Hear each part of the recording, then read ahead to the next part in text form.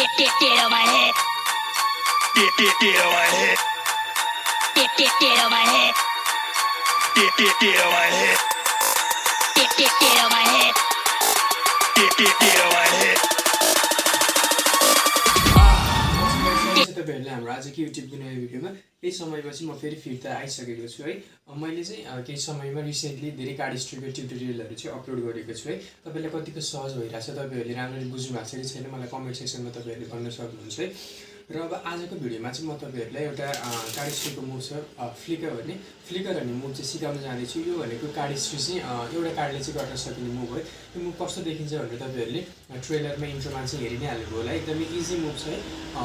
यो मुभ चाहिँ एउटा मात्रै होइन, यो मुभ चाहिँ मैले सिकाउन लागेको एउटा सिरिज जस्तो एउटा ठुलो मुभको चाहिँ हैन, त्यसको चाहिँ एउटा सानो पार्ट हो। यो मात्रै तपाईहरुले यतिकै गर्न पनि सक्नुहुन्छ, गर्न नसक्ने हैन है। तर तपाईहरुलाई त्यो फुल मुभ सिक्न छ भने यसलाई मैले पार्टमा चाहिँ डिभाइड गरेको छु। जुनको फर्स्ट पार्ट चाहिँ यो फ्लिकर र अर्को मुभमा अर्को भिडियोमा चाहिँ म तपाईहरुलाई हाम्रो यो बुलेट चाहिँ सिकाउनेवाला छु है। तपाईहरुले यो भिडियोलाई पनि मिस नगर्दिनुस् र अर्को भिडियोलाई पनि मिस नगर्दिनुस्। आजको हाम्रो यो फ्लिकरको ट्युटोरियल चाहिँ हामी ढिला नगरिकन स्टार्ट गर्छौँ। हस् त।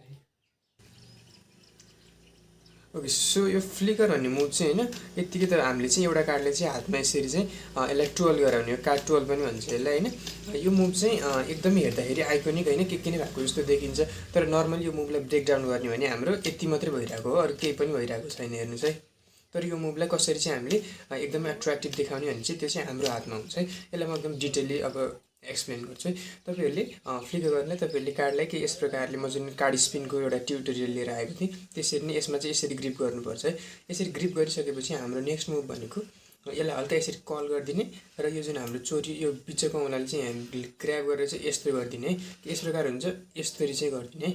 हेर्न सक्नुहुन्छ बिचमा ग्र्याब गर्ने, त्यसपछि यो लङ एजलाई चाहिँ यसरी लिएर यस्तो गरिदिने। त्यसपछि फेरि यसलाई हामीले यसरी यहाँ यो माथि यो तलपट्टि परेको छ भने यसलाई जसरी ल्याएको थियौँ त्यसरी नै फिर्ता यहाँनिर ल्याउने यसरी।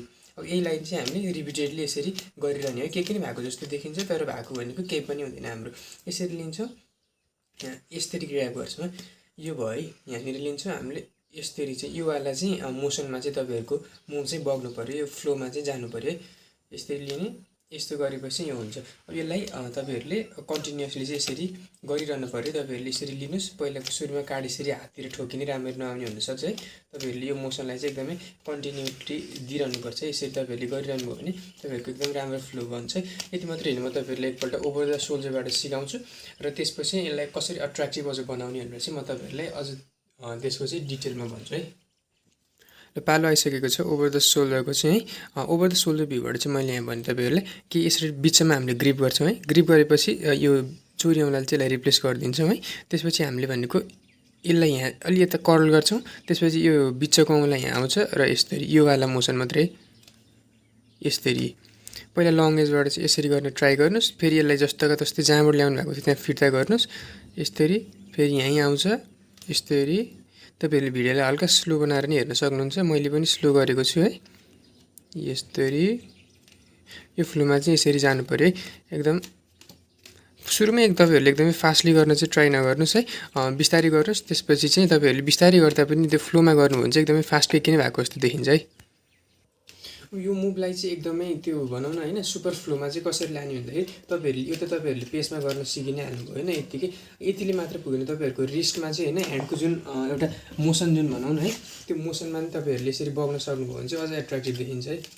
तपाईहरुले यसरी रिस्टलाई पनि हैन हातलाई नै हल्का यता अगाडि पछाडि लगेर चाहिँ यो वाला मुभ गर्नुभयो भने चाहिँ यसलाई अझ एट्र्याक्टिभ देखिन्छ। तपाईहरुले यहाँ लिनुस् है, तपाईहरुको रिस्टलाई पनि यता र उता यसरी फ्लो गरिदिनुस् कि यसरी एउटा फ्लोमा यसरी गऱ्यो नि भएको केही पनि छैन, भएको यति मात्रै हो। तर देख्दाखेरि के नै भएको तासमा हात घुमेको भन्ने तपाईहरुले देख्न पनि सक्नुहुन्छ है, यस्तो भइरहेको जस्तो। र म तपाईहरुलाई अर्को के सजेस्ट गर्छु भने तपाईहरुलाई यो राम्ररी आएको छ भने तपाईहरुले यो सिक्दिन म एकैचोटी अर्को बुलेट 2.0 हैन बुलेट एक्सटेन्डेड भर्जन सिक्छु भन्नुहुन्छ भने त्यो ठिकै छ। तपाईहरुले एकपल्ट युट्युबमा त्यसको ट्रेलर चाहिँ हेर्न सक्नुहुन्छ। त्यो बुझ्नु भएन भने तपाईहरुले मलाई भन्न सक्नुहुन्छ, म त्यसको पनि छिटो ट्युटोरियल लिएर चाहिँ आउने छु। एक्सटेन्डेड बुलेट त्यो सिक्नु भने अझ सजिलो, त्यो अझ झन् राम्रो छ है।